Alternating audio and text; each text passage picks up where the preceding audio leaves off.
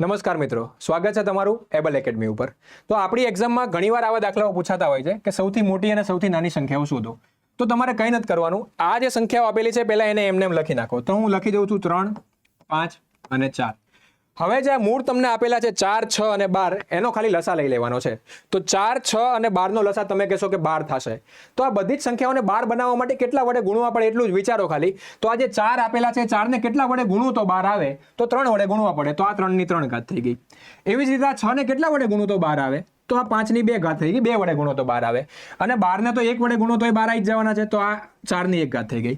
હવે સિમ્પલ તમને ખબર છે કે 3 ની 3 ઘાત છે એની વેલ્યુ 27 છે, 5 ની 2 ઘાત છે એની વેલ્યુ 25 છે અને 4 ની 1 ઘાતની વેલ્યુ 4 છે। તો તમે કહેશો કે સાહેબ સૌથી નાની સંખ્યા જે છે એ 4 છે અને સૌથી મોટી સંખ્યા 27 છે। જો આ કોન્સેપ્ટ તમને એકદમ સરસ રીતે સમજાઈ ગયો હોય તો તમારે એટલું કહેવાનું છે કે આ ત્રણ સંખ્યાઓ મેં તમને આપેલી છે એમાં સૌથી નાની સંખ્યા કઈ છે અને સૌથી મોટી સંખ્યા કઈ છે।